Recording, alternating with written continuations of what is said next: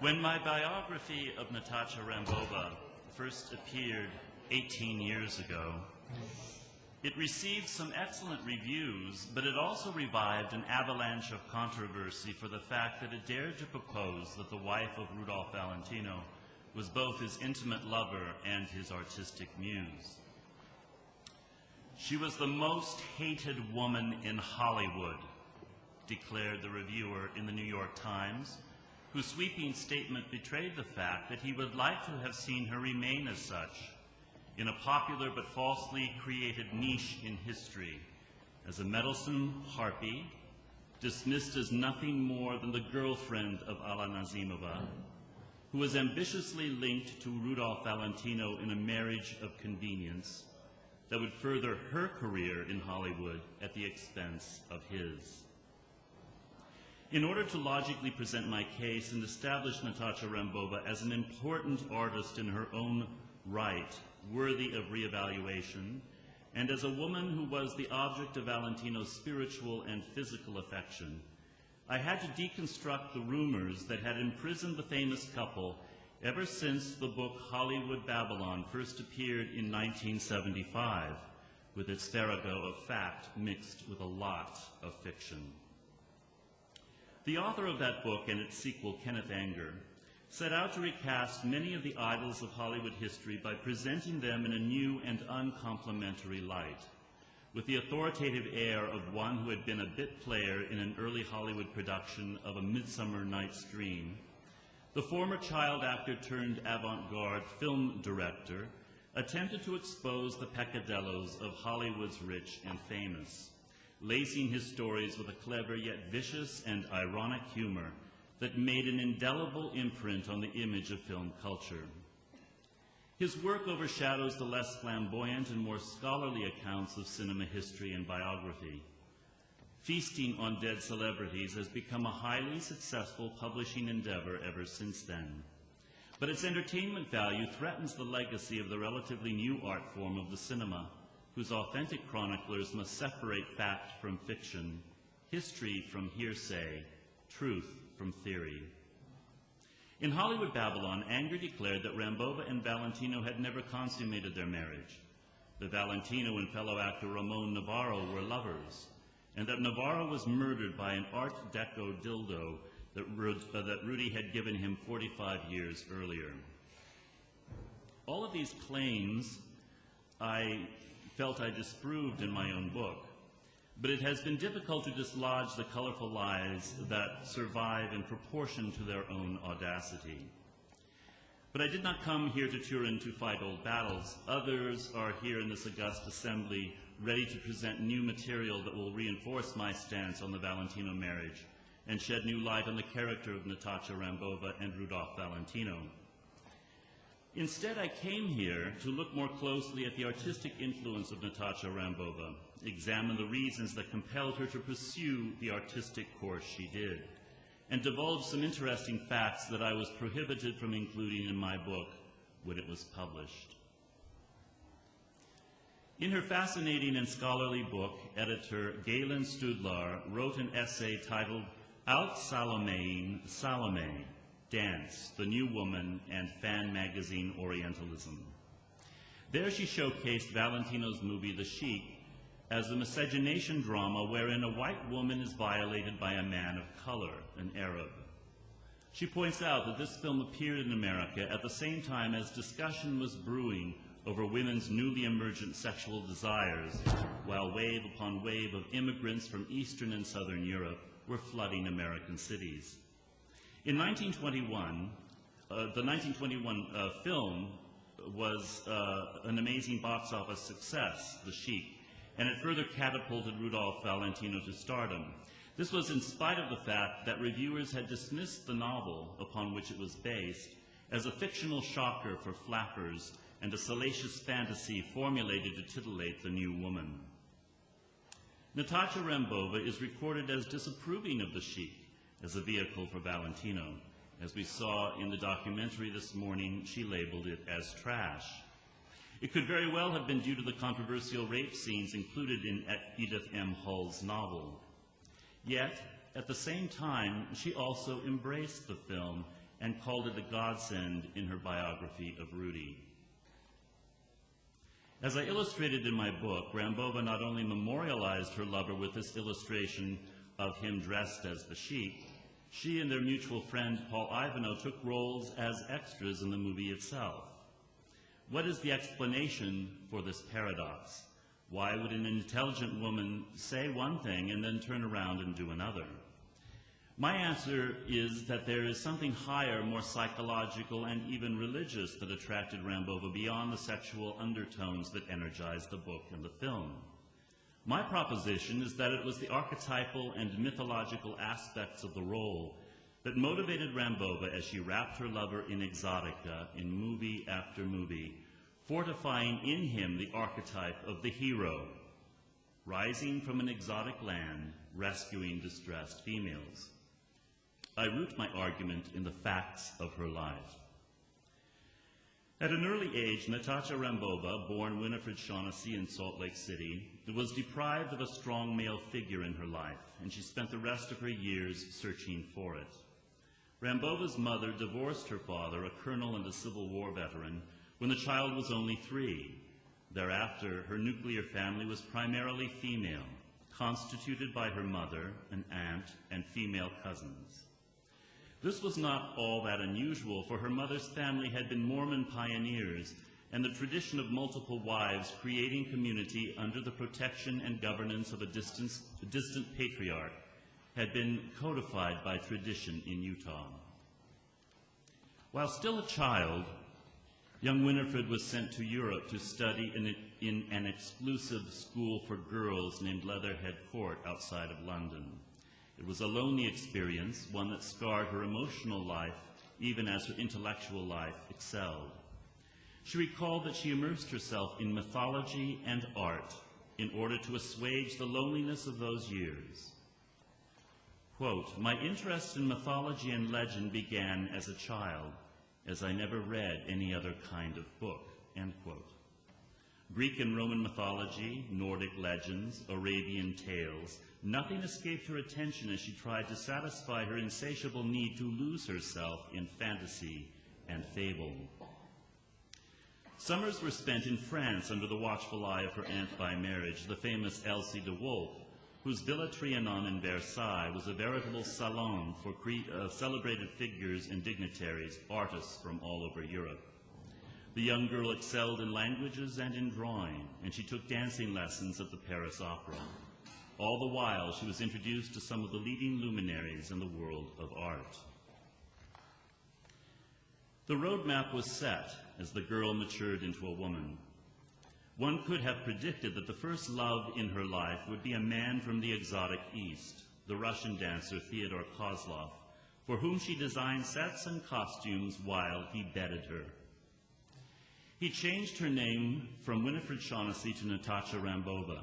He had her perform on stage and teach in his ballet school, making her think that she could be his alone even as he maintained a wife and a child in a foreign country, and treated the rest of his female staff, even some of his adolescent students, as his private harem.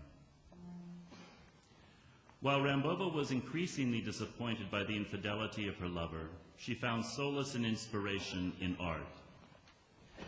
She designed the costumes and stage settings for the troupe, and in this emotionally difficult time in her life, when she was described by others as withdrawn and weeping, she was counseled by one of Kozlov's other lovers, Vera Fredova, seen here in the furry costume, who told her wisely, "Love comes and goes, my dear, but art endures forever." When not touring with Kozlov's Imperial Russian Ballet, Rambova engaged in other projects. She designed a coloring book for children using mythological figures as the embodiment of certain colors. Here for the color brown, she posed the god Vulcan with his anvil in the same pose as the artist Ang posed Zeus in this famous 19th century painting. And in this design for the color red, Rambova posed the god of war, Mars, in a similar pose to that of the famous Apollo Belvedere in the Vatican. Art, archetypes, and myth were the staples of her life as a designer. She had a keen ability to look at the art masterpieces of the past and reinterpret them in a meaningful way for the present. This would be noted in her career as a Hollywood designer and later in life, when she became an Egyptologist and interpreted for contemporary readers the mythology of the past that had been displayed on the walls of ancient tombs. The conflict between Rambova's artistic life often collided with the emotional yearnings she sought from the men with whom she shared her bed. Even while he betrayed her, Rambova draped Kozlov, her lover, in exotic costumes that accentuated his physique. Her designs were eye-popping and often fantastic. They made their way into the films of Cecil B. DeMille, films like The Woman God Forgot and Forbidden Fruit, films in which Theodore Kozlov was featured prominently. Kozlov took credit for her designs as he befriended the director, spending weekends with DeMille as they went hunting and whoring at DeMille's country estate called Paradise. Rambova's art historical training can be referenced even here. In DeMille's cinematic interpretation of the Cinderella story, Forbidden Fruit, Rambova fashioned the fairy godmother's costume on the prototype found in the Mater Dolorosa imagery of popular piety. And her innovation in design produced a transformed heroine who wears a ball gown based on 18th century court costume, except that this one is illuminated by electric lights. In a sense, the actress Alla Nazimova became Rambova's own fairy godmother when the Russian actress discovered Natasha's talent.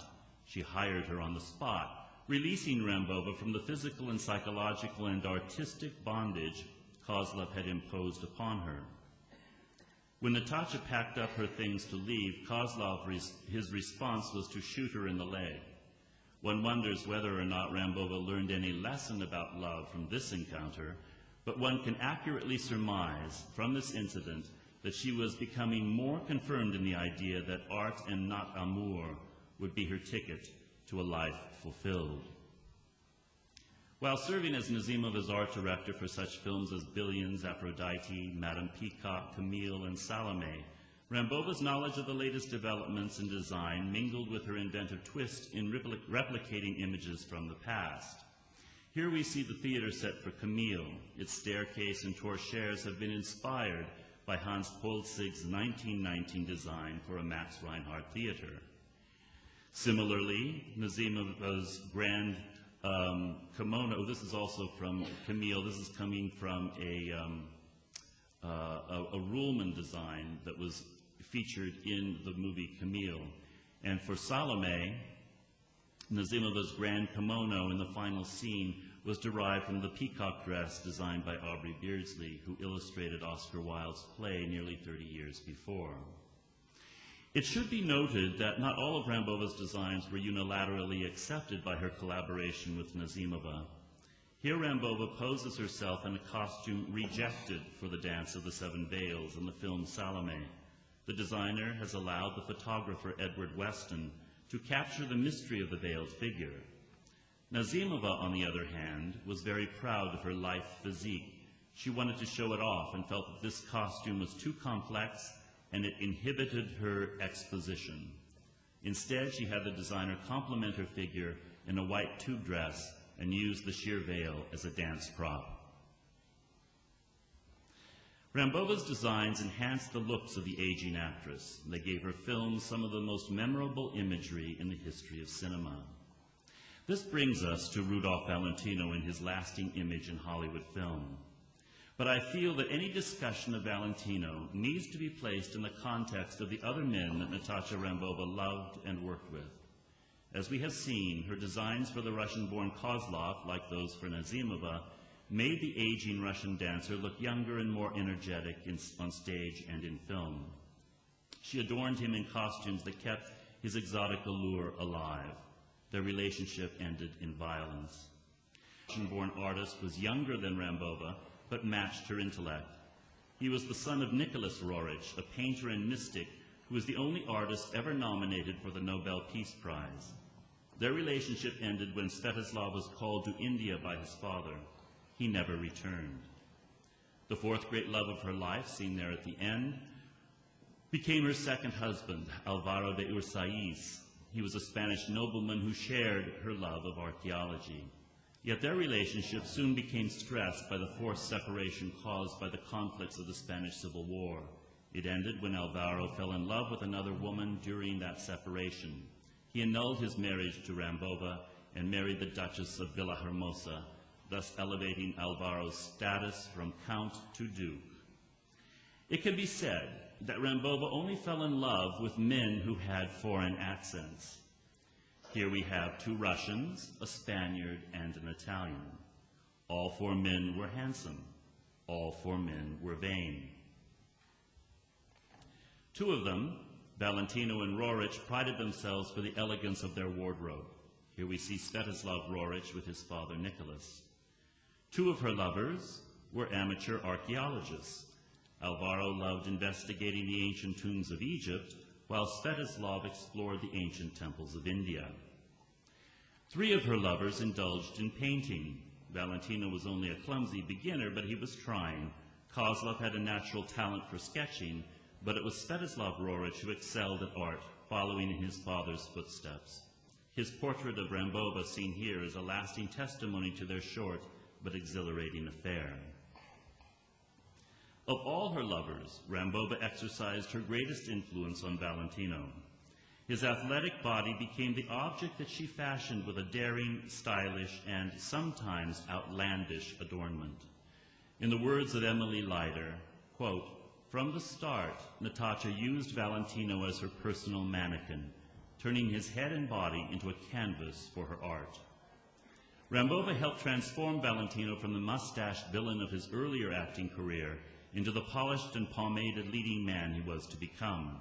She catapulted him into a mode of style and costumed elegance that became his legacy. But before the polish and the pageantry comes evidence of their physical passion. Paul Ivanhoe recalled how Natasha would pass out by the intensity of Valentino's lovemaking. "Rudy looks best in the nude," declared Rambova, and as their love affair was launched, he was photographed and filmed accordingly. Images of Valentino in the nude first appear when his relationship with Rambova commences. That she was responsible for this turn of events is apparent by the art historical and antiquarian intelligence of his poses. Here he is photographed as the god Pan, an agrarian deity renowned for sexual prowess. The animal magnetism that Rambova experienced in her lover becomes the inspiration that she weds to mythological history. But there is something more here than mythology, for Rambova had seen this motif spring previously in the world of art and the world of dance. In 1912, Diaghilev's Ballet Russe had presented the Afternoon of the Faun, which took Europe by storm. The costume seen here that Leon Bax devised for its star Nijinsky is here adapted by Rambova for Rudolph Valentino. It is the first instance of highbrow art intersecting with the career of the immigrant actor. Its exotic flavor conforms to what Galen Studlar claims characterized the American woman's emerging desires. What art historians have labeled the male gaze, that is, male artists creating imagery focused on female nudity for the pleasure of other male observers, is here reversed. For here we have a female artist, Rambova, focusing on the nudity of her male lover, Valentino, and disseminating it for the pleasure of other female gazers. That the origin of this inspiration is also embedded in the homosexual milieu that bonded Diaghilev to Nijinsky generates some controversy, namely, whether the iconography connected with Valentino is the domain of the female heterosexual gaze or the male homosexual gaze, or both. The issue has sparked an emotional tug-of-war that persists to this day. While it is easy to understand Rambova's coupling of her Italian model to an archetype inherited from the Greco-Roman past, it is more startling to see her fuse his physique to a cultural myth of the American West, the noble savage, the American Indian. Yes, the pose allows for ample nudity, which I conjecture was Rambova's aim in the first place, but she has turned it into something more palatable for the American taste. The image connotes wildness, and it is as associated with nature in the United States as that of Pan for Europeans. That Rambova was born in the American West, that her family had been part of its colonization, underscores the rationale for choosing such a motif. But the excuse that the poses were supernaturally inspired by a spirit guide who counseled the Valentinos obfuscates the fact that there are art historical precedents here that Rambova would have known. Rudy's pose is based upon a sculpture called Appeal to the Great Spirit that was created by Utah-born artist Cyrus Dallin. Dallin came from a Mormon pioneer family, as had Rambova. He also fashioned the statue of the angel Moroni that stands atop the Great Salt Lake City Temple. Rambova's great-grandfather, Heber C. Kimball, had laid the cornerstone to that temple. This sculpture of an Indian praying was cast in Paris in 1909 and won a gold medal for its exhibition in the Paris Salon at that same time that Rambova was a ballet student at the Paris Opera. The sculptor, James Earl Fraser, created this doleful image of an Indian brave exhausted by his battle to stop white settlers from infringing upon his native territory. Called End of the Trail, it was fashioned for the 1915 Pan-Pacific International Exposition held in San Francisco. Rambova was living in that city with her mother at the same time, having returned home at the advent of World War I. Recently, some of Rambova's life-drawing sketches have surfaced, and it is interesting to see how similar they are to some of the motion picture stills released from films made by Valentino. Male nudity was not only an erotic element in Rambova's love life, it was an artistic and academic discipline as well, and she did not hesitate to study and promote in her sketches and in the films she designed this material. Thus, it is not surprising that Rambova's gaze, which in turn becomes the emergent female gaze in cinematic audiences of the 1920s, focuses on Valentino's form in movies, where Rambova exercised artistic control. The reporter Adela Rogers St. John's reported this view when she said that the lure of Valentino is wholly, entirely, and obviously the lure of the flesh. In The Young Raja, Rambova gave the spectators lots of flesh when she draped him in little more than pearls. And in Monsieur Beaucaire and in Blood and Sand, there are extensive dressing scenes focusing on Valentino's physique. Here in the scene from the Young Raja, she again went back to art historical sources and created for the film an iconography celebrated in Hindu mythology. Rudy is posing here as the deity Vishnu, one of the 5 primary forms of God in Hindu mythology. That her artistry and taste dominated the man is evidenced most especially in those inventive cases where her creation looks totally absurd. Here in a costume designed for the young Raja, Valentino sports a turban with an explosion of pearls emanating from the side of his head.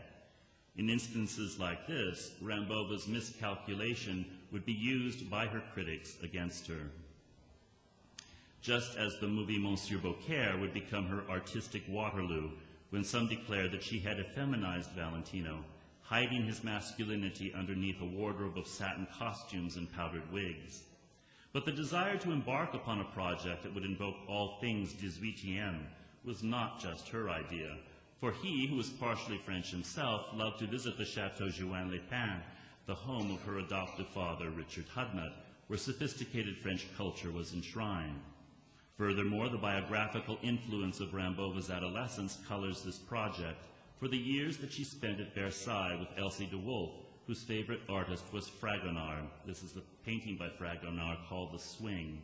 This cannot be overlooked for the setting and the artistic and thematic tone of Monsieur Beaucaire, a film that received almost universal acclaim when it was first released, a film that is now crying out to be restored.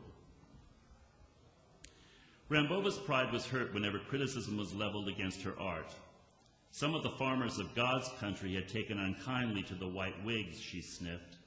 The elitism in her statement was repeated later when she complained about her husband being sent fan mail from girls living in Oshkosh and Kalamazoo. Yet the lover she had taken as her own in the privacy of her bedroom necessarily had to be shared with others when she helped to project his image onto the silver screen. The Latin lover had been born in the American cinema, and in a few years the public and the managers and the distributors and the producers all got between the couple and pried them apart. Originally, Rudy, whom she likened to a man-child, was besotted with Natasha. She mothered him and managed him and dressed him for his films until he reached a point in his career where he decided he could only advance forward by signing a contract with United Artists that would exclude her involvement. She was not present for the signing, and when he went on his own and signed it, he was symbolically destroying their relationship in the act, for their marriage had now become based as much on art as it had been on physical attraction. As we know, Rambova divorced Valentino in January of 1926, and he was dead 8 months later of a perforated ulcer. That she felt responsible for his untimely death by leaving him is evidenced by her immersion into spiritualism and the amount of pages devoted to the consoling words of his departed spirit that her cathartic biography of him presented. Afterwards, when she took up residence in New York and pursued a career on the Broadway stage, she met the man whom I am convinced was the true love of her life, Svetoslav Roric. He made up for those things that she found lacking in Valentino. Although he was 7 years her junior, she did not find him childlike as she had found Rudy. He had come to America to help manage his father's business. His father, Nicholas Roric, first gained fame as a designer for the Ballet Russe. The elder Roric, engaged in theological and artistic pursuits, was considered something of a mystic and established the Master Institute in New York City, where all the artistic media could be engaged in as avenues to the divine principle that he believed was the source of all religion. The Russian-born Svetoslav had been educated in painting at London's Royal Academy and pursued further studies at Harvard University.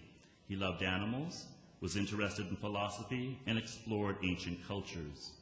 What is interesting is the fact that Svetoslav Roric posed in guises made famous by the Latin lover. Here he poses as the Sheik the same year the movie came out and before he ever met Natasha Rambova. Svetoslav posed himself as a turbaned Raja, although he actually made it to India, where his father established his home, while Valentino never got beyond the Hollywood studio lot.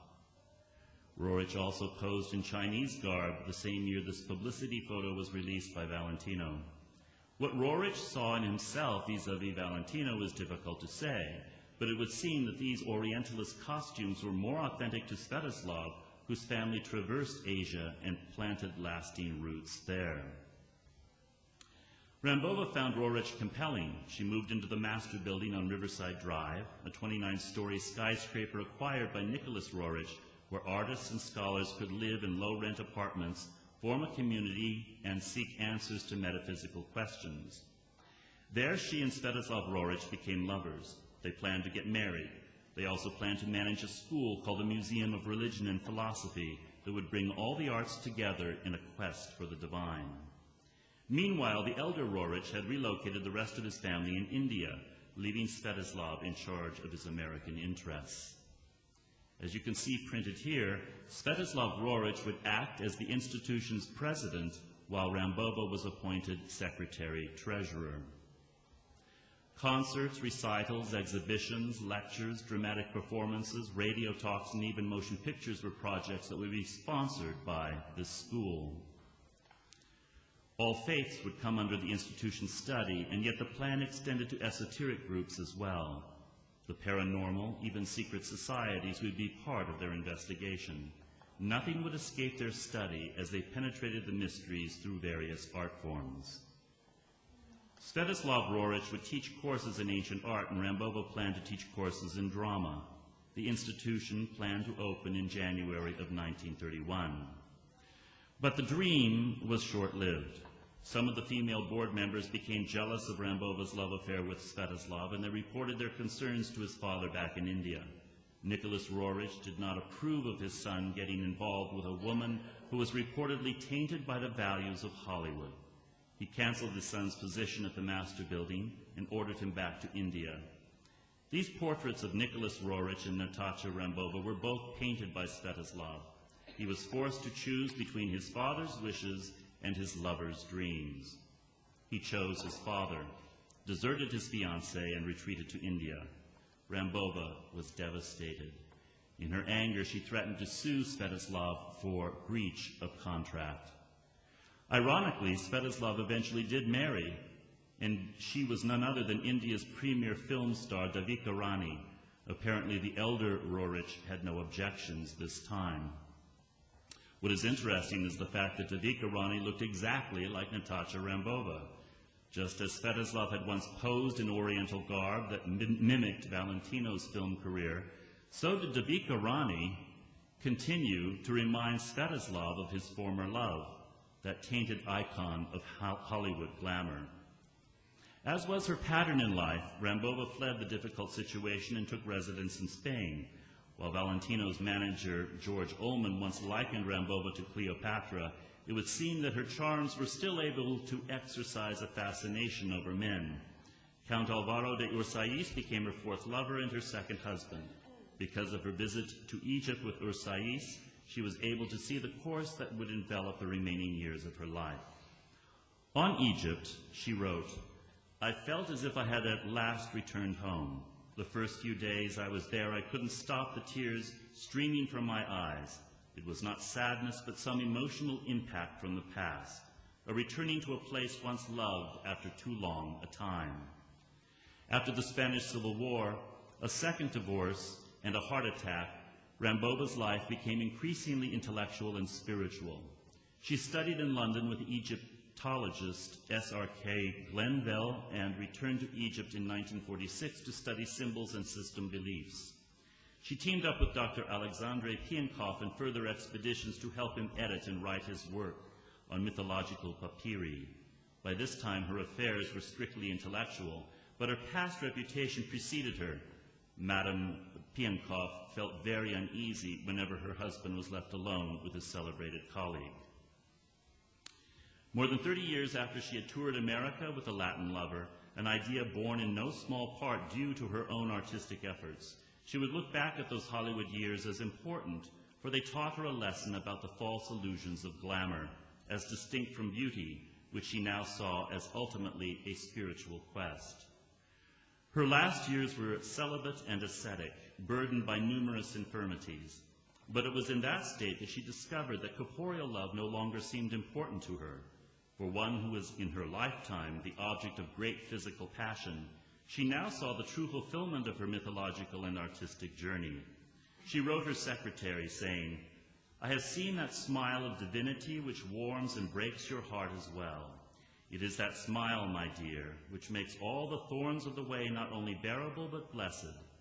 This sacred glimpse of love in all its divine purity is that by which we can distinguish between divine and human love.